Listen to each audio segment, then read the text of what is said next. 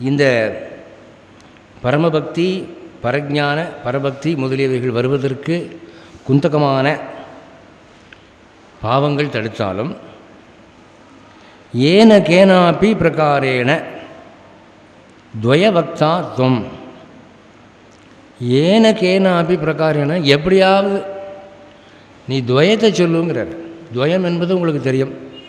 ஸ்ரீமன் நாராயண சரணம் சரணம் பிரபத்தியே ஸ்ரீமதிய நாராயணாய நமக என்ற துவயம்.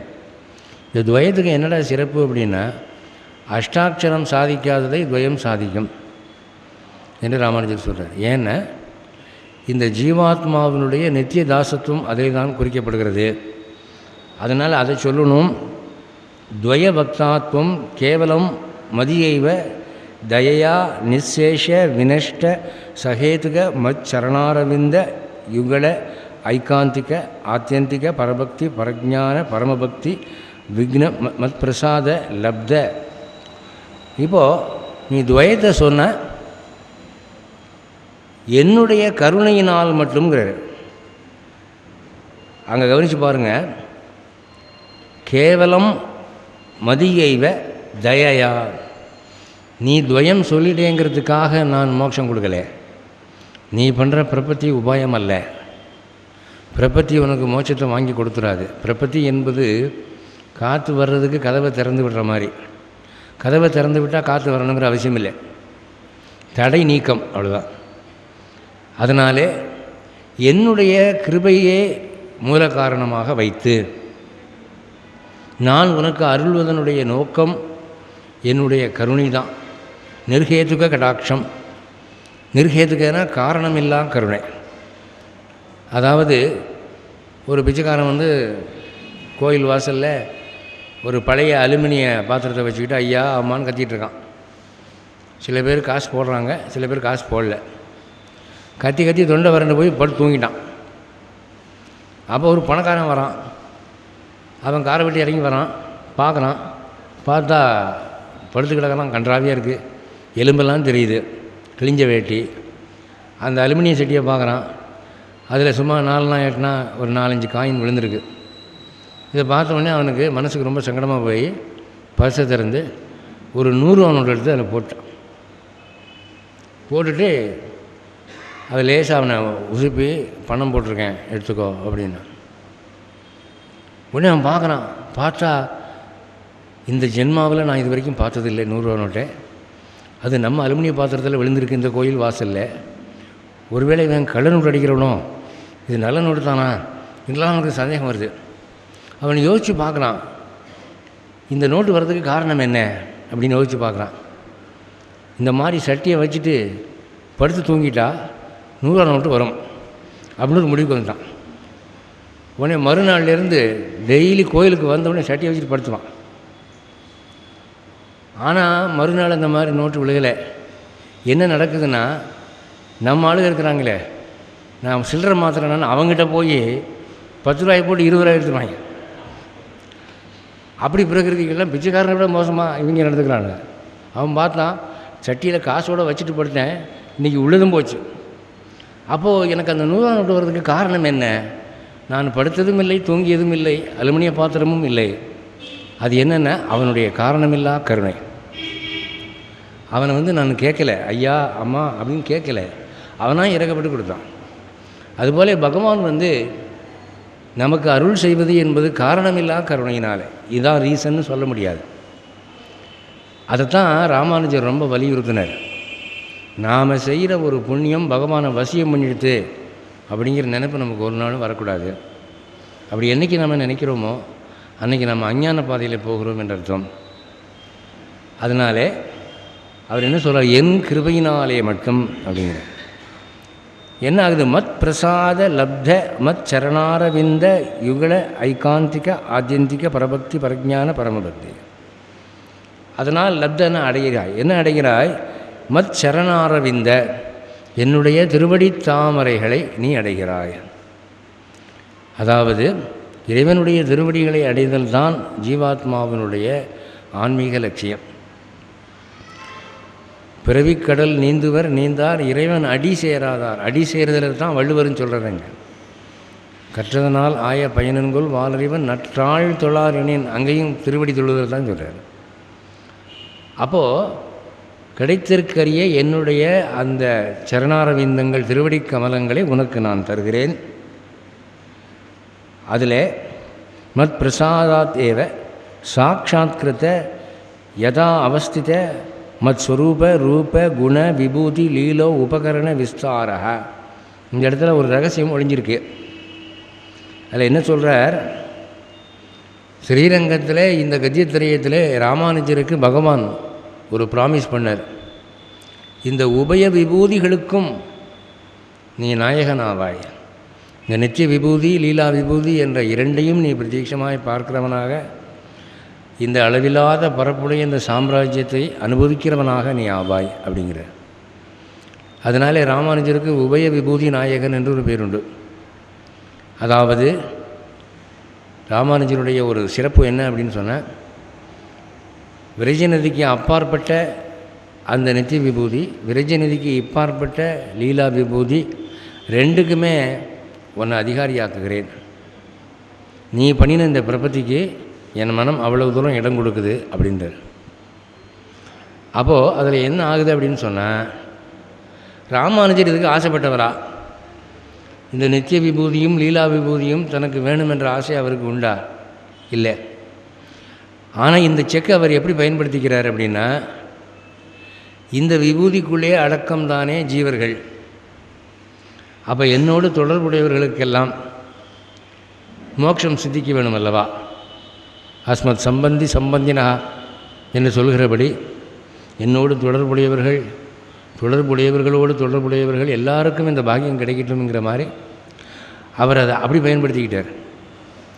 சாதாரணமாக ஒரு பகவான் அல்லது தெய்வம் வந்து ஒரு மனிதனை முன்னாடி தோன்றி உனக்கு இந்த உலகம் முழுக்க தரேன் அப்படின்னு சொன்னால் கூட பெரியவங்க தமாஷாவுன்னு சொல்லுவாங்க, தெய்வம் வந்தால் கடவுளே அந்த மாதிரி வரம் கொடுத்துட்டா, இந்த வரம் பெற்றவன் என்ன சொல்லுவானா, கடவுளே மிக்க நன்றி, ஒரு சின்ன கிளாரிஃபிகேஷன் அப்படின்னா.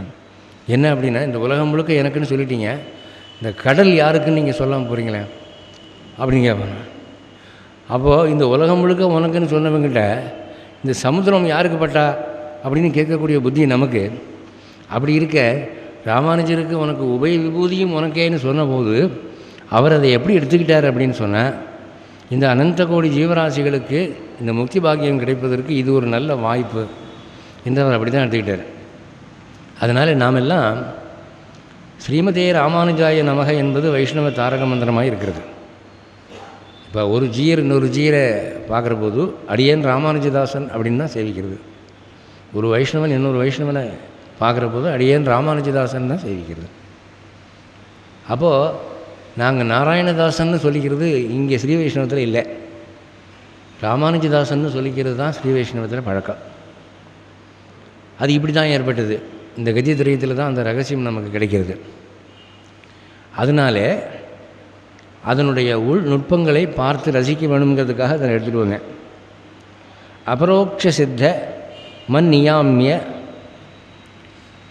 தாமத் தாசியைகி ஸ்வபாமாத்மஸ்வரூப மதேகானுபவ மத்தாசியைக பிரிய பரிபூர்ண அனவரத நித்திய விஷததம அனன்ய பிரயோஜனாவதி அவதிக்க அதிசய பிரிய மத அனுபவஸ்துவம் ததாவித மத அனுபவ ஜனித அனவதிக அதிசய பிரீத்திகாரித அசேஷ அவஸ்த உச்சித அசேஷ சேஷதைக்க ரதிரூப நித்திய கிங்கரோ பவ. இதில் சுருக்கமாக சொல்கிறேன், இது வார்த்தையாக விளக்குனா இது வந்து நகராது, இது ரொம்ப கஷ்டம். உன்னுடைய ஒரு பிண்ட பொருள் என்னுடைய கருணையினாலே எனக்கு தொண்டு செய்தல் என்ற ஒரு உத்தம ஞானத்தை நீ அடைவாய். சாதாரணமாக தொண்டு செய்கிறது யாருக்குமே பிடிக்கிறதில்லை. ஒரு அன்பர் கேட்டார், இவ்வளோ தூரம் பெருமாளை பற்றி பேசுகிறீங்களே, நாங்கள் பெருமாளை நம்பி நீங்கள் சொல்கிறபடியெல்லாம் நாங்கள் செய்தால் எங்களுக்கு என்ன கிடைக்கும் அப்படின்னா, வைகுண்டத்துக்கு போய் பகவானுக்கு தொண்டு செய்யக்கூடிய பாக்கியம் கிடைக்கும் அப்படின்னு. அதுக்கு அவர் சொன்னார், அடைச்சி அங்கேயும் போய் தொண்டு தான் செய்யணுமா?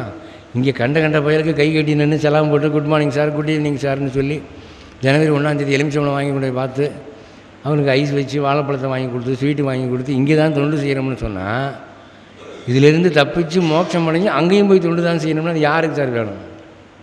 அங்கே போய் நம்ம எஜமானாக இருப்போம்னா சொல்லுங்கள் அப்படின்னு.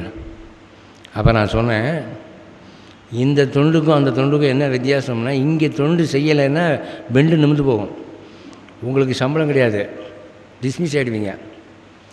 ஆனால் அங்கே உங்களை யாருமே தொண்டு செய்ய சொல்ல மாட்டாங்க. வைகுண்டத்துக்கு போனவா யாருக்குமே தொண்டு செய்யணும் உத்தரவு இல்லை. இவங்க அங்கே போன உடனே அவங்க ஆத்மா இவ்வளவு காலமாக பெத்தாத்மாவாக இருந்த நிலைமை மாறி சுவாதந்திரியமுள்ள விமுக்தாத்மாவாக ஆனவுடனே அவர்கள் அடைகிற அந்த இன்ப உணர்ச்சியினாலே நன்றி பெருக்கெடுத்து இவ்வளோ பெரிய பாக்கியத்தை கொடுத்தவன் இந்த பகவான் தானே என்கிற ஒரு நன்றி உணர்வினாலே இந்த பகவானுக்கு ஏதாவது செய்யணும் என்று ஆசை உண்டாகுமா. அப்போது ஆதிசேஷனை பார்த்து சொல்லுவாங்களாம், சுவாமி கொஞ்சம் நீங்கள் நகர்ந்துட்டீங்கன்னா நான் கொஞ்சம் தாங்கிப்பேன் வரேன். சக்கரத்தாழ்வாரை பார்த்து சொல்லுவாங்கன்னா, சுவாமி நீங்கள் கொஞ்சம் விலகிட்டால் நான் கொஞ்சம் சக்கரமாக இருப்பேன், எங்களுக்கு கொஞ்சம் அந்த ஆப்பர்ச்சுனிட்டி கொடுக்கப்படாதா, எப்போவுமே நீங்கள் தான் இருக்கணுமா அப்படின்னு தொண்டுக்கு ஆசைப்பட்டு யாசிப்பார்கள். பிரியத்தினாலே வர்றது அது. இப்போ நமக்கு ஒரு தலைவர் மேலே அன்பு ஏற்பட்டு போகுதுன்னு வச்சுக்கோங்க. அந்த தலைவர் நம்ம ஊருக்கு வந்தால் அவருடைய பேகை வாங்கிக்கிறதுக்கு நம்ம பிரியப்படுவோமா இல்லையா? நாமே போய் கொண்டாங்க நான் வாங்கிக்கிறேன் அப்படின்னு சொல்லுவோம்.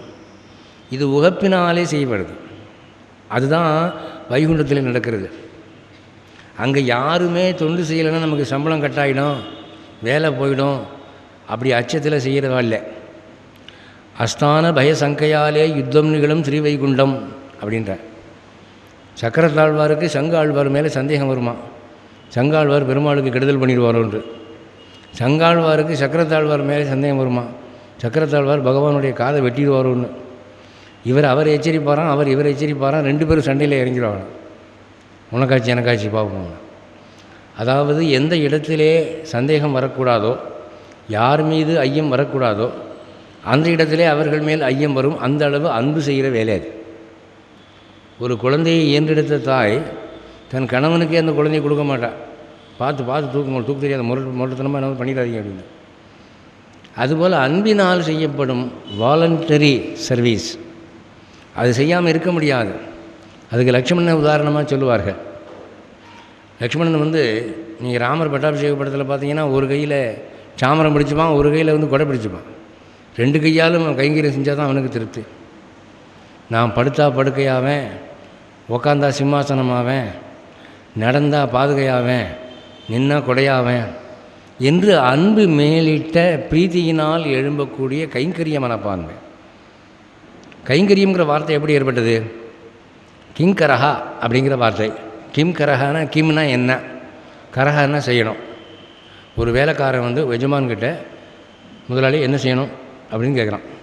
கிம் கரஹானா என்ன செய்யணும், அப்படி என்ன செய்யணும்னு கேட்கறதுனால அவனுக்கு கிங்கரன்னு பேராகி போயிடுச்சு. கிங்கரன் செய்வது கைங்கரியம். சச்சிதானந்த பதமாக அப்படி வருது, சம்ஸ்கிருத இலக்கணம் அதுதான். அப்போது என்ன செய்யணும் அப்படின்னு இவன் தான் கேட்குறானே தவிர அவன் உத்தரவு பிறப்பிப்பதில்லை. நீ அதை செய் இதை செய்யின்னு ஒரு நாளும் பகவான் சொல்கிறதில்லை. இவர்களாக முண்டியடித்து கொண்டு செய்கிற சேவைதான் அது. அதை தான் அவர் சொல்கிறாரு, அந்த ஒரு அன்பு உனக்கு ஜனிக்கும்படியும் அப்படி ஒரு வாய்ப்பு உனக்கு வரும்படியும் நான் உனக்கு அருள் செய்வேன், என் திருவடி தாமரைகளை உனக்கு தந்தருள்வேன் அப்படின்றார்.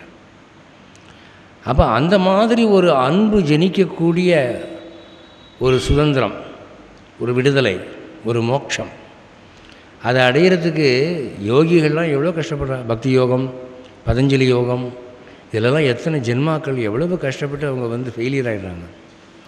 அது எல்லாம் உங்களுக்கு ஃப்ரீ போனஸாக சும்மா ராமானுஜி சம்பந்தத்தாலே மட்டும் கிருபா கடாட்சத்தினாலே கிடைக்கிறது.